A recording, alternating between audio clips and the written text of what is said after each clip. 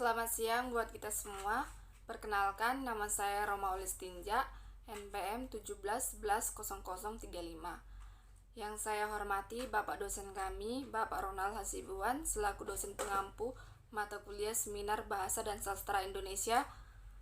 Pada kesempatan ini, saya akan memaparkan hasil seminar saya yang berjudul Penilaian Kemampuan Berbahasa Indonesia berdasarkan teks pragmatik. Ada 3 bagian penting yang akan saya sampaikan atau yang saya paparkan, yaitu yang pertama latar belakang, yang kedua pembahasan yang meliputi 3 bagian, yang pertama pengertian bahasa, yang kedua teori tindak bahasa dan relevansinya dengan pengajaran bahasa Indonesia, yang ketiga teknik evaluasi pragmatik, dan yang terakhir penutup yaitu kesimpulan. Langsung saja kita masuk yang pertama, yaitu latar belakang. Bahasa merupakan sarana komunikasi manusia yang digunakan dalam kehidupan sehari-hari untuk menyampaikan ide, pikiran, pendapat yang sesuai dengan norma-norma yang berlaku. Tarigan menyatakan ada 4 keterampilan berbahasa, yaitu keterampilan menyimak, keterampilan berbicara, keterampilan membaca, dan keterampilan menulis. Hodgson dan dalam Tarigan menyatakan bahwa membaca adalah salah satu dari 4 aspek keterampilan berbahasa yang meliputi keterampilan membaca, menyimak, berbicara, dan menulis. Keempat keterampilan tersebut saling berhubungan satu dengan yang lainnya karena setiap keterampilan berhubungan dengan proses berpikir yang mendasari seseorang mampu berbahasa. Pada linguis dalam mendefinisikan bahasa bermacam-macam dari berbagai definisi yang diasumsikan paling mendekati ketepatan dalam hubungannya dengan makalah yang membicarakan masalah pragmatik adalah definisi yang dikemukakan oleh Bujono. Dikatakannya bahwa bahasa adalah suatu sistem dari simbol-simbol vokal yang arbiter yang dipakai oleh anggota masyarakat untuk berkomunikasi. Selanjutnya kita masuk pada bab 2 pembahasan. Yang pertama, pengertian bahasa. Bahasa adalah kemampuan yang dimiliki manusia untuk berkomunikasi dengan manusia lainnya menggunakan tanda. Misalnya kata dan gerakan. Kajian ilmiah bahasa disebut ilmu linguistik. Bahasa merupakan sarana komunikasi terpenting yang digunakan oleh manusia. Bahasa akan menjadi bermakna ketika digunakan di dalam kehidupan sehari-hari oleh para pemakai.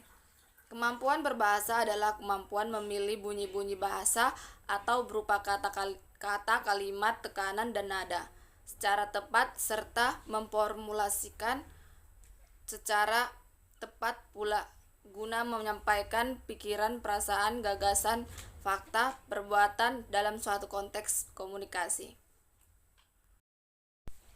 Yang kedua, pengertian pragmatik. Dalam dunia filsafat dikenal adanya istilah pragmatisme atau pragmatik, yaitu suatu paham yang beranggapan bahwa sesuatu yang benar atau baik adalah apabila berfaedah atau mempunyai kegunaan praktis untuk diri seseorang, dengan tidak mempertimbangkan hal itu halal ataupun haram.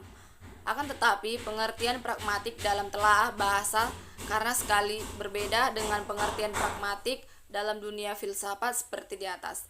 Morris dalam Gadar membagi pengkajian isyarat-isyarat atas 3 macam, yaitu 1. Sintaktis, 2. Semantik, 3. Pragmatik. Selanjutnya dijelaskan bahwa sintaksis ialah pengkajian tentang hubungan isyarat dengan isyarat. Semantik ialah hubungan isyarat dengan makna. Dan pragmatik ialah hubungan isyarat dengan pemakaiannya. Seterusnya dikemukakan oleh Nababan bahwa yang dimaksud dengan pragmatik adalah penggunaan bahasa untuk mengkomunikasikan sesuatu sehubungan dengan konteks dan pemakaiannya. Keterampilan pragmatik pada prinsipnya adalah keterampilan berbahasa yang sesungguhnya. Selanjutnya, teori tindak bahasa dan relevansinya dengan pengajaran bahasa Indonesia. Teori tindak bahasa di atas sudah disinggung bahwa teori tindak bahasa merupakan bagian kajian pragmatik yang cukup penting. Austin, seorang ahli filsafat Inggris, membagi teori tindak bahasa menjadi 1 lokusi, 2 ilokusi, dan 3 perlokusi. 1 tindak lokusi mengaitkan suatu topik dengan suatu keterangan, serupa dengan hubungan antara pokok dengan sebutan atau hubungan antara topik dengan penjelasan. 2 tindak lokusi yaitu pengucapan suatu pernyataan, pertanyaan, tawaran, suruhan, dan sebagainya. Hal ini berdasarkan bentuk-bentuk kalimat. 3 tindak perlokusi yaitu menimbulkan hasil atau efek dari kalimat itu pada pendengar sesuai dengan situasi dan kondisi pengucapan kalimat itu. Relevansi teori tindak bahasa dan pengajaran bahasa Indonesia dalam kegiatan belajar mengajar bahasa Indonesia selama ini biasanya digunakan metode dengar ucap, dengan harapan agar siswa tampil menyusun kalimat-kalimat yang betul menurut tata bahasa Indonesia. Dalam kegiatan tersebut sering dilupakan adanya makna yang sesungguhnya pada tuturan seseorang. Di samping itu, perlu diingat bahwa fungsi bahasa yang sesungguhnya atau yang terutama adalah kalimat adalah alat untuk menyampaikan makna atau pesan, atau alat untuk berkomunikasi. Padahal makna yang sebenarnya dari suatu tindak bahasa adalah makna perlokusi. Oleh karena itu, dalam pengajaran kegiatan belajar mengajar bahasa Indonesia, terutama pokok bahasan keterampilan berbahasa atau pragmatik, harus diperhatikan adanya variasi-variasi tuturan. Misalnya untuk menyatakan sikap-sikap emosi yang mengucapkan sesuatu yang menarik, dapat dipergunakan bermacam-macam para penutur. Di antaranya, bagus sekali bajumu. Ah, ini namanya baju baru. Ini rupanya baju bintang film, dan sebagainya. Akan tetapi, yang perlu lebih diperhatikan bahwa di balik ungkapan-ungkapan tersebut terdapat makna yang sebenarnya, yaitu makna perlokusi, sehingga bisa saja bagus sekali bajumu sesungguhnya bermakna atau mengungkapkan bahwa bajunya tidak bagus. Iri hati karena temannya mempunyai baju bagus. Sekedar membesarkan hati orang lain dengan baju yang kurang bagus, dan sebagainya. Dari uraian singkat di atas, tampaklah bahwa dalam pengajaran keterampilan berbahasa tersebut tidaklah sekedar siswa atau mahasiswa dapat menyusun kalimat yang gramatikal, akan tetapi lebih dari itu, yaitu agar mereka dapat berbahasa secara komunikatif. Di samping itu, mereka diharapkan supaya mampu memahami atau menafsirkan tuturan seseorang secara perlokusi, bukannya mampu memahami aliran seseorang secara ilokusi saja. Oleh karena itu, dalam kegiatan belajar mengajar berbahasa Indonesia sangat penting diperhatikan adanya teori tindak bahasa tersebut. Ketiga aspek ini sangat penting di dalam pujian pragmatik atau dalam tuturan yang sebenarnya. Aspek pertama adalah aspek struktur yang benar, yang merupakan kecermatan dalam berbahasa. Ujaran yang baik biasanya tercermin dalam kalimat-kalimat yang gramatikal. Pada tingkat ini, secara ideal, seseorang yang telah menguasai bahasa diharapkan mampu menyampaikan idenya dalam ungkapan atau kalimat yang benar. Aspek kedua yaitu aspek ragam yang sesuai dengan situasi komunikasi.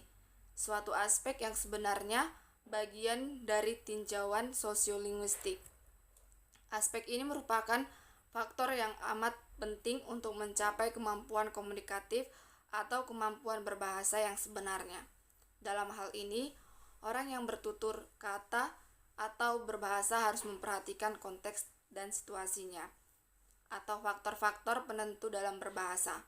Faktor-faktor penentu tersebut diantaranya ialah kapan dia bertutur kata, dengan siapa dia bertutur kata, dengan jalur apa dia bertutur kata, apa tujuannya bertutur kata, dan sebagainya. Oleh karena itu, aspek kedua ini erat sekali berkaitan dengan pengajaran pragmatik. Bahkan aspek ini berhubungan langsung dengan keterampilan pragmatik. Dapat dikatakan demikian Oleh karena pragmatik tidak lain adalah penggunaan bahasa untuk mengkomunikasikan sesuatu sehubungan dengan konteks dan pemakaiannya. Aspek ketiga yaitu aspek ekspresi yang lancar. Aspek ini menjadi harapan terakhir bagi orang-orang yang berbahasa. Selanjutnya, teknik evaluasi pragmatik. Evaluasi merupakan bagian yang tidak terpisahkan dari suatu rangkaian kegiatan belajar mengajar pada umumnya. Tanpa adanya evaluasi tidak akan dapat diketahui sejauh mana keberhasilan siswa atau mahasiswa setelah kegiatan belajar mengajar berlangsung. Evaluasi keberhasilan belajar siswa atau mahasiswa sesudah mengikuti kegiatan belajar mengajar pragmatik dapat dilaksanakan diantaranya dengan cara 1. Esai atau pendapat mengenai suatu masalah, misalnya berupa soal. 2. Observasi atau pengamatan. Penilaian cara ini sangat tepat untuk pragmatik sebagai keterampilan praktis dan dapat dilaksanakan dengan cara siswa atau mahasiswa diajak berwawancara dengan pertanyaan-pertanyaan yang sebenarnya. Misalnya, pertanyaan mengenai kesulitan mengikuti pengajaran atau kuliah, biaya sekolah, dan sebagainya. Apabila ternyata terdapat ungkapan-ungkapan yang tidak tepat, pengajar dapat menyarankan perbaikan ungkapannya. Dengan cara ini, siswa atau mahasiswa tidak terasa kalau sebenarnya bahwa tindakan pengajar itu merupakan rangkaian kegiatan belajar mengajar bahasa. 3. Tes objektif. Jenis tes ini juga dapat digunakan untuk mengetahui sejauh mana keberhasilan siswa atau mahasiswa sesudah mengikuti kegiatan belajar mengajar pragmatik. Misalnya dengan soal, yaitu 1. Ungkapan mana di bawah ini yang tepat apabila tuturan itu diungkapkan oleh seseorang bahwa terdapat atasannya. Baiklah, selanjutnya bagian terakhir yaitu penutup.